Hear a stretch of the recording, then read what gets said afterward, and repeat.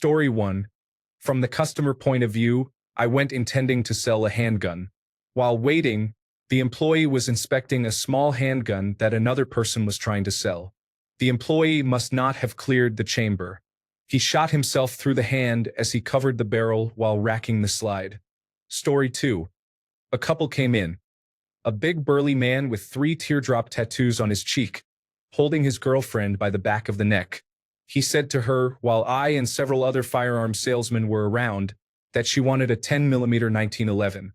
The woman didn't know anything about firearms and was clearly uncomfortable. She was also 4 feet tall, a clear straw purchase. The no sale resulted in a negative online review stating we were racist and intolerant of tattoos. This was ironic since literally all of us have tattoos. Another customer simply asked if we rent ammunition at our range. I have seen people point firearms at their heads to take selfies on the range, obviously with loaded firearms and their fingers on the triggers. Ultimately, the dumbest behavior I have ever seen was when someone received a no sale and then proceeded to scream at us about how we were infringing on their rights.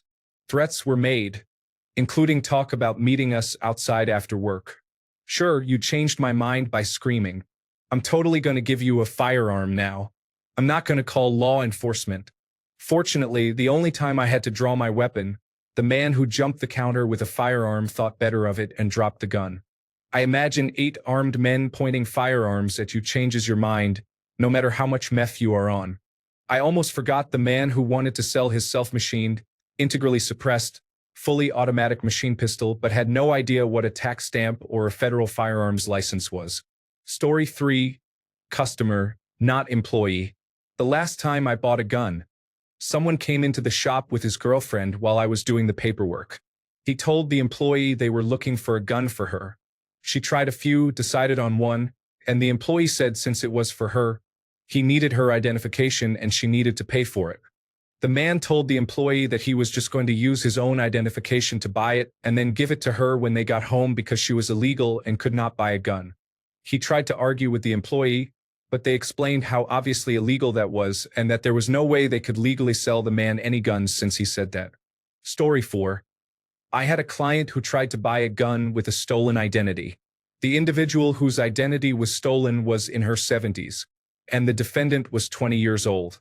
The order was online, so the store found it strange that a person over 1,000 miles away wanted to buy 6 low-priced handguns. They contacted the Bureau of Alcohol, Tobacco, Firearms, and Explosives, which conducted the investigation. When the defendant came to the store to pick up the firearms, law enforcement officers were in the parking lot. There were 3 felons in the car in which the defendant arrived. Story 5. I have a friend who works at a gun store. He told me that the dumbest thing he saw was a customer taking a live round from his pocket and trying to load it. The owner of the store quickly tossed him. Story 6. Where I live, gun laws are very strict. When I purchased my first gun, I felt the store was professional but very impersonal. I completed the entire process and received approval to pick up my gun. The store opens at 8 o'clock. I arrived a bit early and waited at the door. An older man approached and asked me about purchasing a gun. I explained the process to him. He then asked if he could get one with a criminal record. I responded, probably not, but maybe it depends on the crime, meaning some white-collar or misdemeanor offenses might be exempt. He immediately said, I punched my wife. I told him he would definitely not be approved. He looked at me and said, she deserved it though. I realized why the shop is so impersonal. Many unstable people get turned away very quickly. Story 7. While filling out the background check form, I asked the employee behind the counter if these actually flag anyone. He said at least once a week they run the check and the potential customer has active felony warrants. Usually, they just say it is taking a little long so the police can show up. Story 8. What is the best gun to kill your spouse with? Buddy, you just found yourself on a very bad list. Story 9. A while ago, I worked in the back of a sporting goods store that no longer exists. I was just unloading pallets and preparing for the summer. Suddenly, the general manager wanted me to train to sell guns. I told her I had never even held a gun. She said that was fine. I watched a 30-minute training video. On my very first day behind the counter, a young-looking kid asked to see a gun. I asked for his identification, but he did not have it. I told him he could look, but I was not unlocking anything and certainly not handing him a gun. The general manager came running out, saying it was her nephew and it was fine. I walked away from that job immediately and called corporate to report what happened. They said it was okay if I did not want to return to work. The company went out of business within the year. Story 10. Heard from multiple firearms store employees. It is not loaded. Bonus points if they are annoyed that the firearms store employee double-checks that fact. There seems to be some correlation between being annoyed at someone checking for themselves and the firearm indeed being loaded. Story 11. Walked into a gun shop with a sheathed 18-inch bayonet. The dummy was me. I probably should have announced what I had before I pulled it out of the bag. I found it while cleaning out my grandfather's place after he passed away. I thought a gun shop might help identify it and give advice on removing the light rust. Story 12. I was a customer at a gun shop once, using their range to practice with my new Smith & Wesson military and police 9mm alongside my father. The man in the next booth had the .40 caliber version of my gun, so we were showing each other our firearms. He had it pointed right at me for a few seconds during the conversation, probably due to lack of proper training and discipline. When he went to rack the slide, a live round dropped out. One of the employees was already approaching him, likely because of how recklessly he had been handling his firearm, and the moment that round came out of the chamber, they told him to leave. My father was understandably disturbed by how close I came to being harmed. Close call for sure. Story 13. Worked at a non-United States gun store for 5 years. The biggest and most common issue is customers bringing in loaded guns saying, "Oh, you don't need to check. It's unloaded." I still have to check. Customer while looking at a pistol. "I just got out of jail for aggravated robbery. I have to ask you to leave. What kind of crossbow would kill a human? Please leave." Also, the general uninformed comments. No, your 260 Ackley improved custom build is not worth $5,000. It is basically worthless because no one will buy it. A .223 How a mini action is not a 1,000-meter rig just because it has a heavy barrel. Your sporterized Mosin is not worth as much as my sniper Mosin. Story 14. So I will give a bit of exposition for readers who do not venture into the firearms realm.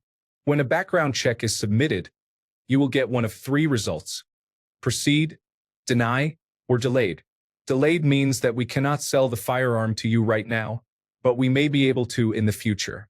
Various state laws, company policies, and other factors come into effect at that point to determine when the customer is cleared to make the purchase. A basic example and common situation you will see is when a husband gets a delayed or denied result. They will try to have someone else make the purchase for them, usually their wife. Most of the time, they try to be smart about it by sending their wife alone a few days later to be as inconspicuous as possible. This is called a straw purchase. Potential straw purchases can sometimes be detected by salesmen while speaking with the customer. We also keep logs of delayed and denied individuals to assist with curbing these purchases. Most of the time, it ends with, "Sorry, Mrs. Smith. Our records show Mr. Smith tried to make this purchase yesterday and is under a delay hold, so we cannot complete this sale." And that is the end of it. In one particular case, I was performing a background check for an older, surly man, probably in his 60s or so. He was quiet and not very friendly. He received a delay on his check. I went over the whole explanation. "You have been delayed. This means we will put the firearm on a courtesy hold for you and contact you when we receive a firm result."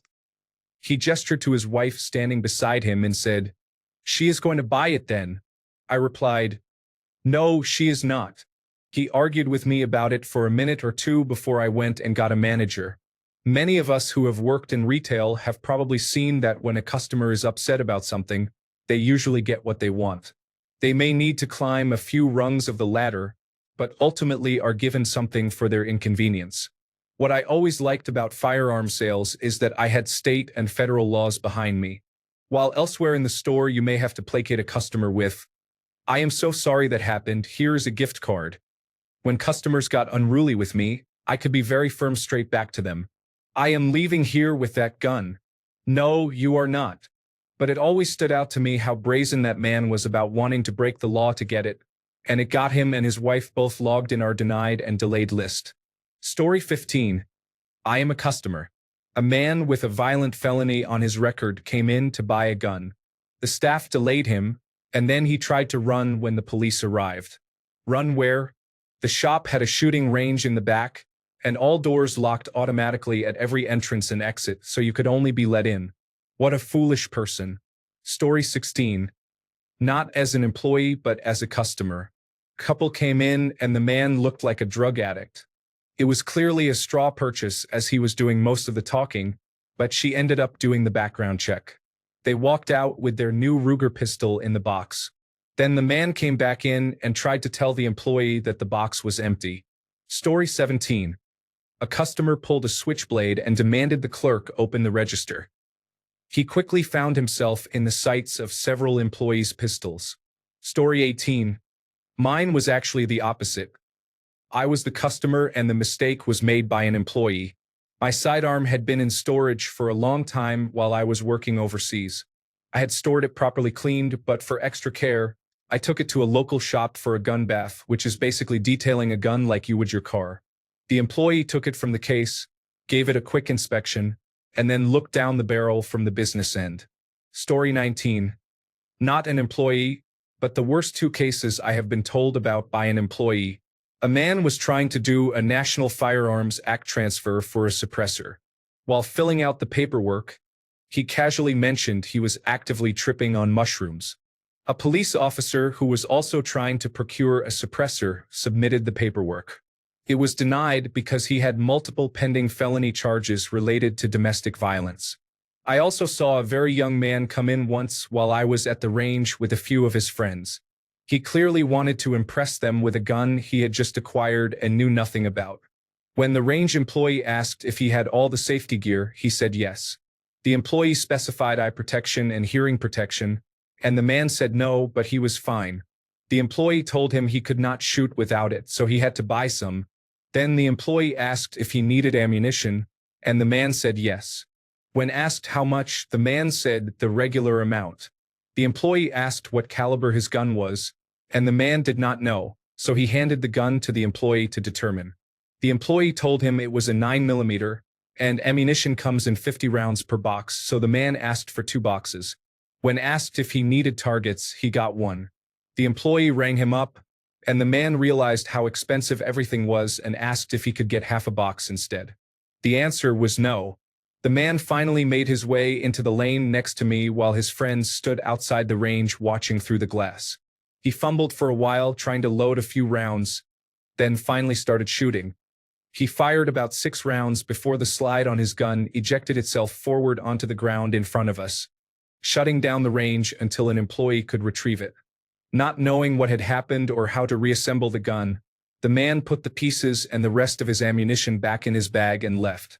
I am pretty sure his friends were laughing through the glass. Story 20. Canadian here. I was not there, so this is a second-hand story.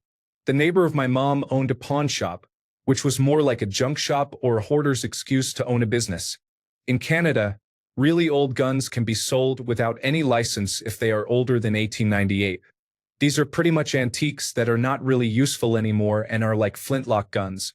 The neighbor had a few of these in his store, and someone came in and asked if he buys old guns. He explained that yes, he does buy antique guns, and no, you don't need a license to buy or sell them in Canada. The guy told him he was going to come back with a whole bunch to sell. The neighbor was excited because they sell well for him and people like them, so it would be a good buy. This was around the year 2000. The man came back with a duffel bag, and the neighbor was concerned because you can't fit long guns into a duffel bag. He proceeded to pull out about 15 semi-automatic and revolver handguns. Then he pulled out some fully automatic guns like a pair of Uzis and MAC-10s, about 30 guns in total. I don't remember all the ones he listed, as this was about 20 years ago, but I do remember him saying Uzi and MAC-10. Shocked, the neighbor asked him where he got all these guns. The man said, "I brought them up from the United States to see if I can sell them here to make some quick cash. But they're taking longer to sell than I want, and I need to get some cash to pay off my truck." Apparently, he heard he could double his money on them in Canada. So he went down to Buffalo, bought them, went to a grocery store, bought a bunch of food, hid the guns in the food, and crossed back into Canada without any issue. The neighbor said he needed to check the laws about some of the guns and that he would be back in a minute or two. He quickly went to the back room, called the police, and then pretended to inspect the guns for about 5 minutes, saying what he was interested in and what he wasn't, until the police showed up. The man was arrested, and the police confiscated the guns. I don't know anything beyond that other than the neighbor saying how unbelievably stupid the man was. Story 21. If you are going to reload ammunition, know the difference between a grain and a gram. Story 22. Customer perspective is not as bad as some of these for sure. I was just browsing once with a friend who wanted to go. Another guy at the counter was looking for a cool shoulder holster. They helped him out. He put his firearm in. They knew he had it, checked it, and said, "See how it feels." He proceeded to strut and attempt quick draws, saying cheesy cop lines, "Drop it. Reach. Don't mess with me, man." Everyone just stared in uncomfortable silence. He looked around, got embarrassed, paid quickly, and left. Story 23. The shop I worked at had a lobby that was open before the shop itself, so customers could sit inside and wait. Early one morning, while the manager was getting everything ready to open, a customer and his friend decided to look at his brand new shotgun in the lobby. They cocked the pump shotgun, which made the manager think they were getting ready to rob the place, so the customers were met with drawn pistols immediately. There were also many people attempting to make clearly illegal straw purchases. Story 24. An old man came in, tapped a revolver, and said, "This one here? I used one like it in Vietnam. Sir, that is a Nerf gun in a display case." Story 25. Gun shop, gunsmith, Cerakote shop.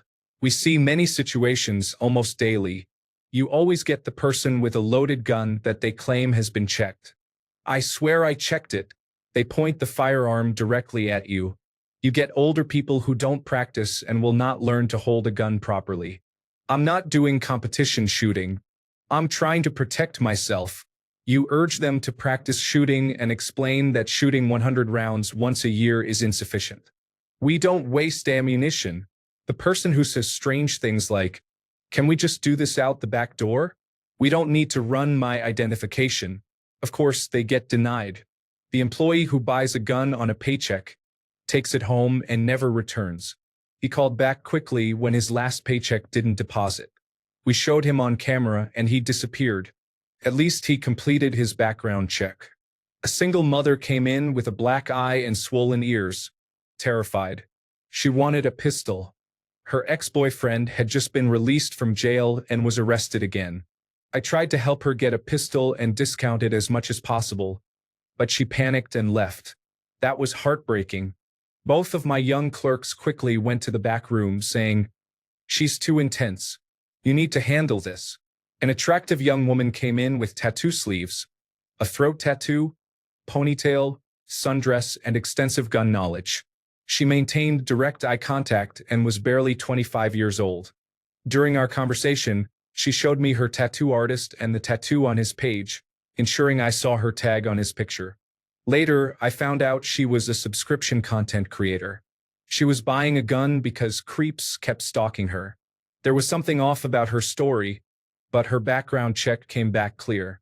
A young man came in looking disheveled. He asked about lasering the third position pictograph on a lower receiver. He saw a lower with the engraving and argued that it was illegal. "You need a special license." I explained it to him. He was about 25 years old. He asked about getting a job shortly after arguing with me. He admitted he had been living out of his car in the desert for 3 months. I had to give him a serious talk. These young people. An angry man who patrols the shopping center came in threatening the shop owner. "Your customers are pointing guns all around our parking lot. You better warn them. Next time, I'm dropping them." Cameras clearly showed guns pointed in safe directions, unloaded with bolts back and no magazines inserted. He wanted a free gun for his services as a self-proclaimed parking lot security officer. He has no affiliation with any business. Story 26. A man walks in with his girlfriend and a friend, proceeds to purposefully aim a display handgun at both, and then wonders why I am lunging across the counter to grab the pistol and have him promptly escorted out of the store. Then you have the usual one-sided arguments about why the customer has to either have a current address on their driver's license or identification card, submit to a background check, or complete any of the paperwork associated with purchasing a firearm. Story 27. Gunsmith, previously a professional, now a hobbyist, who eventually obtained a federal firearms license out of convenience. Before that, I helped an old friend whose family ran a local shop for many years. I assisted them at gun shows when they needed an extra hand. I was helping my friend, the shop manager, at a show while he was processing a potential customer's paperwork through the state background check system. The customer was denied. This happens frequently. To inform customers, my friend's shop policy was a $50 cash deposit upfront, with a receipt or agreement. If the background check passed, the deposit would be applied toward the purchase. Otherwise, the deposit was forfeited for wasting time. This customer did not pass the check. The shop was not informed of the reason, only that the request was denied. The customer shrugged and went to another table 3 vendors down to try again, as if hoping for a different outcome. Most shops in the area had a similar policy. Story 28. The number of Delta Force, SEAL Team, Joint Task Force 2, and Special Air Service cross-trained Black Operations covert snipers I met while working at a gun shop in Canada is remarkable. I knew of another gun shop that supplied equipment to elite military units and the Royal Canadian Mounted Police. They posted a sign on their counter that said, "Don't tell us your operator stories. We won't believe you, and we've heard better anyway." Story 29. When I worked at a shop in Texas, a customer demanded a refund because his new handgun did not work underwater. He had apparently taken it swimming to test it. Some people really should not own firearms. Story 30. I was a customer in line to check out, and there was a very fancy-dressed older man in front of me buying a cheap shotgun. He was probably in his late 70s or early 80s, wearing a clearly expensive suit. He paid with a wad of cash. I quickly bought a box of ammunition and went outside, where I saw him handing the gun to a young man who threw it in his Jeep and drove off. It was clear as day in the gun store parking lot. The local police received a call about that one, including the older man's license plate number. Story 31. Do you sell silencers for swords? True story. A guy thought silencer meant stealth upgrade, like in Call of Duty. Story 32. Customer arrives with Winchester clone and claims he is having feeding and extraction issues.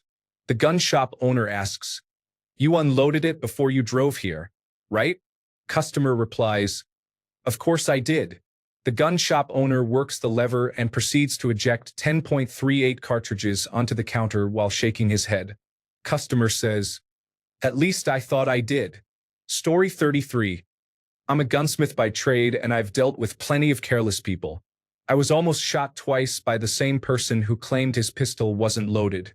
The dumbest thing people say to me is, "It's just a insert gun here. Why is the repair bill so expensive?" Sorry, you're not paying for your gun. You're paying for my labor that goes into that gun. People think guns are worth a lot until they bring them in to be repaired or refurbished. The dumbest thing a man told me was that he didn't need a background check because in the army he had a secret security clearance. Right? They do not hand those out to everyone. It turned out he couldn't buy firearms because he had abused his wife severely. I guess I was lucky. My shop was in a very rural area, and you needed reliable transportation to reach me, so I didn't have to deal with troublemakers as often as city shops might. The Federal Bureau of Investigation called us a couple of times to see if we were involved in a high-profile case, but fortunately, the individual in question never made it out of the city to try to get a gun from us. Story 34. Not a customer, but I had an employee who called in because she accidentally shot herself in the leg with her little Derringer while using the bathroom. She spent 3 days in the hospital and about a week recovering. All I said was, "I'm glad you will be okay, but maybe leave out the part about using the bathroom when telling the story." Story 35. At the time when I worked as a technician, we had a person bring in a .357 revolver and did not understand why the cylinder would not come out. He said he shot 4 rounds and could not get the cylinder unstuck. After examining the firearm, I discovered he had fired 4 squib rounds in the barrel. When I asked how he did not know, he replied that he thought he was shooting just fine since he was hitting the paper target. Story 36. I work in the sporting goods department of a large department store, and we sell firearms. We don't sell them very often, but I have one story. A customer was filling out the paperwork, answering all the questions in the questionnaire. When he finished and turned the computer around for me to complete my part, I saw that he had been disqualified based on one of his answers. I said, "Sorry, it seems I can't sell you a firearm today because you were disqualified by one of your answers." The customer said, "Oh, is it because I have been involuntarily committed to a mental institution?" I scrolled down, saw that was the reason, and said, "Yes, that would be why." He replied, "Okay, well, sorry for wasting your time. Have a good day," and walked away.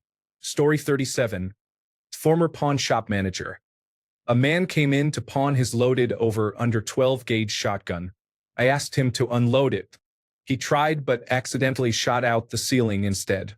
Loan denied. Story 38.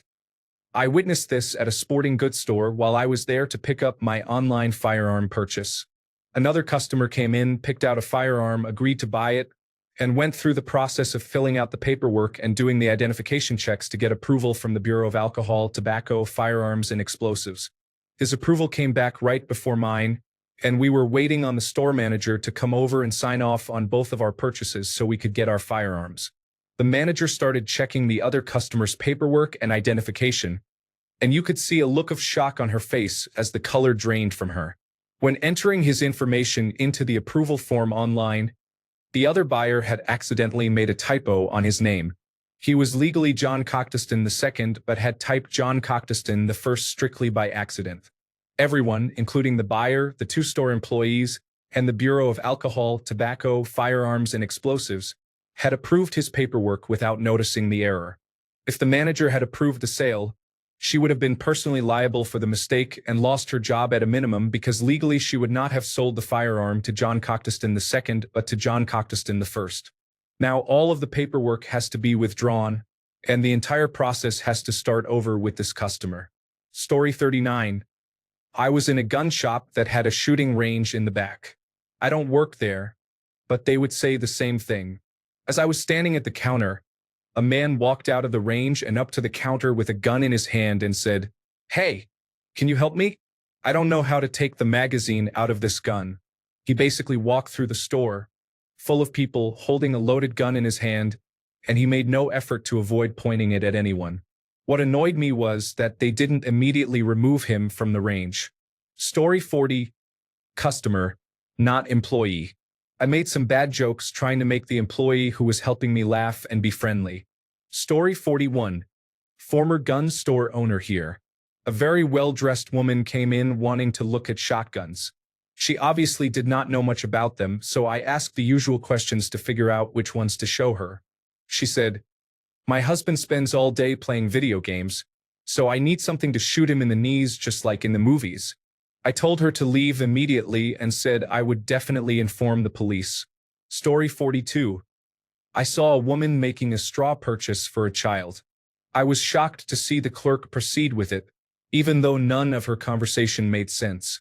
She said she was going deer hunting with a .22 rifle but could not shoulder the rifle properly. There were many things wrong with the situation. Story 43. I was picking up my pistol from a local spot in Atlanta. A man came in, walked right up to the counter, and asked a salesman which .22 caliber is best for shooting living things. He asked just like that. The salesman asked him to leave because it was suspicious. The man got very mad and said he was talking about squirrels. The salesman said he should have led with that, and because he didn't, they were not doing business with him and told him to go somewhere else. As I was walking out, the man was talking to a random homeless-looking person, trying to coach him on what to go inside and say. I have no idea the outcome, but strange things happen at gun stores. Story 44. As a customer, the most unwise thing I ever saw was a man wanting to buy an AR-15 and asking the shop owner if he could look at it. He then spent 10 minutes waving it around with his finger on the trigger, making various incorrect statements and bragging about how often he goes to the shooting range. Any range master would have removed him immediately if his trigger discipline was that poor. I am surprised the Gander Mountain employee let him hold the gun for so long.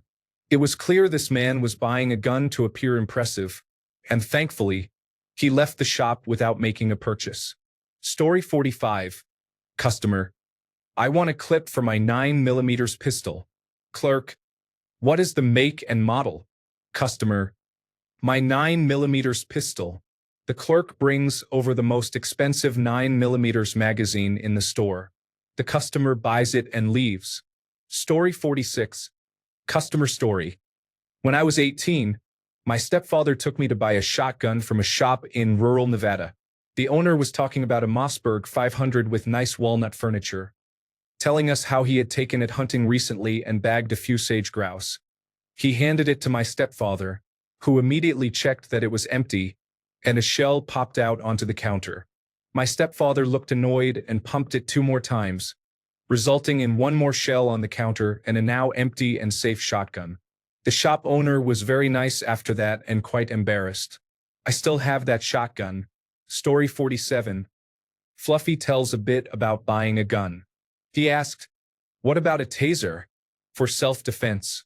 This is not a customer statement, but I have seen a gun shop with a picture of President Obama labeled Salesman of the Year for 8 straight years.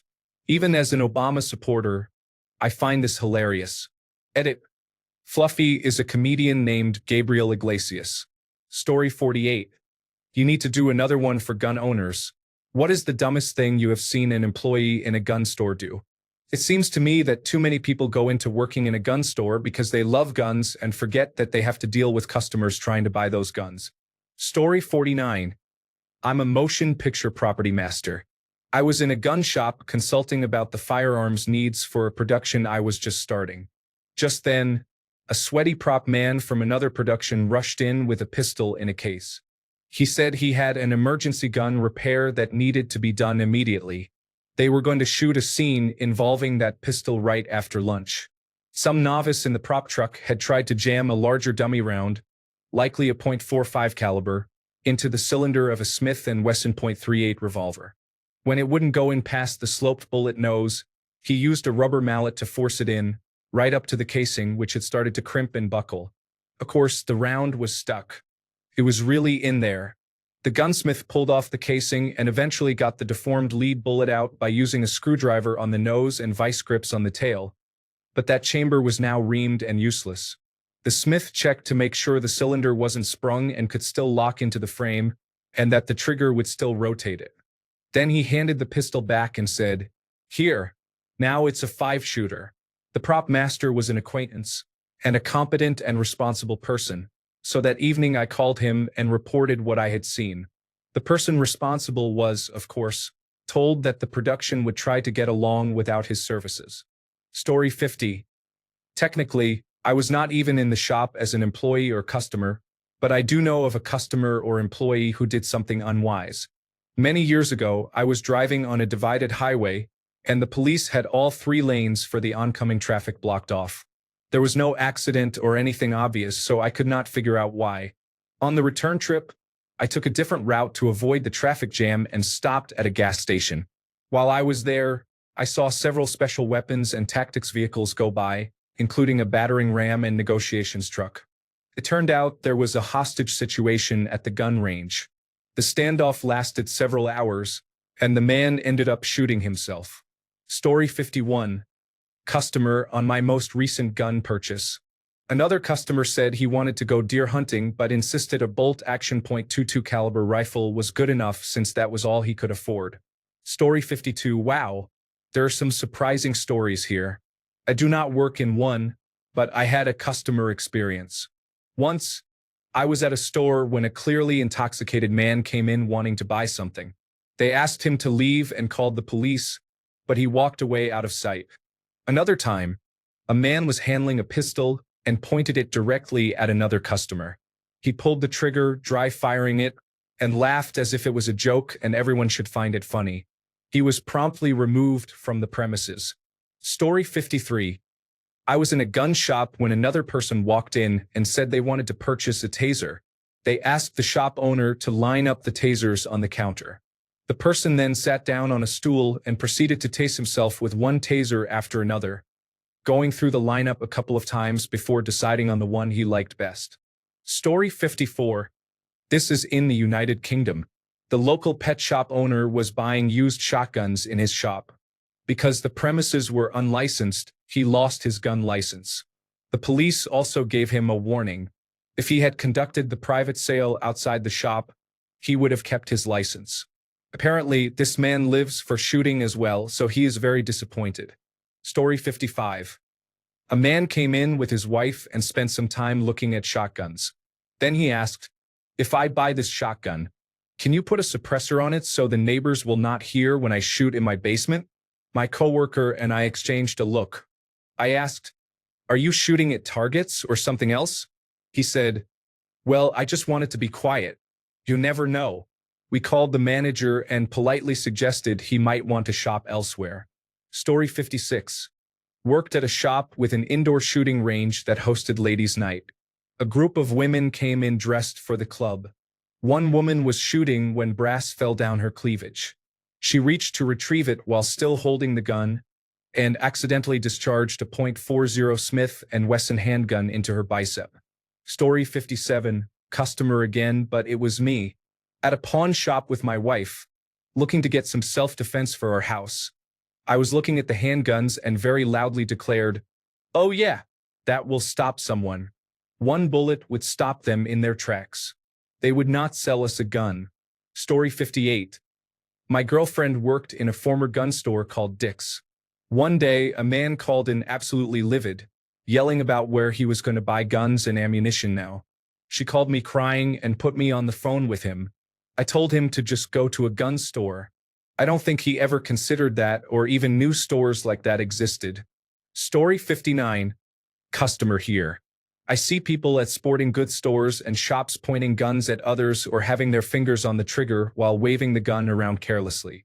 It happens more often than not. I have also had older individuals argue with me about which gun is best. I have my preferences and you have yours. I am often told my opinion is wrong. I was taught to keep my finger off the trigger until ready to shoot and never point at anyone or anything unless it is an intended target. I do not understand why that is hard to follow. Also, always double or triple check if a weapon is loaded. Story 60. A friend of mine used the indoor shooting range at the gun shop. He had some very hot loads for his Colt 10mm. The staff came running in and made him stop shooting. Then they checked the far back wall for holes and told him he had to leave. They also said it was a good thing he was shooting a Colt or he might have been missing a hand. Story 61. Obligatory. Not me, but my friend. He sold guns at Bi-Mart for several years. A guy came in asking about a handgun purchase. While the guy was looking at different ones, my friend asked, "What are you going to use it for?" "Self-defense." "Gun range." The guy responded, "I'm only going to use it for one thing." He did not get to buy a gun there that day. Story 62. My dad had a colleague whose child was in a pawn shop. The man at the counter showed the child, aged 8 to 12, an apparently loaded gun.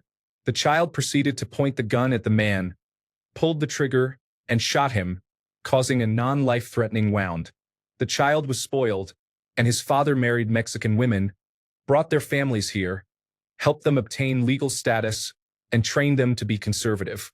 Then he divorced them and repeated this process with the hope of influencing elections. I hope he is facing consequences now, but somehow I doubt it. Story 63. I was not the person who worked there. I was buying a rifle at the time. A man was trying to buy a shotgun. I believe it was a Remington 870, but I do not know the exact model. The man's first instinct was to look down the barrel. Story 64. Known a gun shop, but my best friend bought an assault rifle and decided he would be shooting a lot. So he jumped online and ordered ammunition. A pallet of ammunition. So when an 18-year-old buys an AR and has a pallet of ammunition delivered to their door, it gets you 3 days in custody and a pretty thorough investigation. Story 65.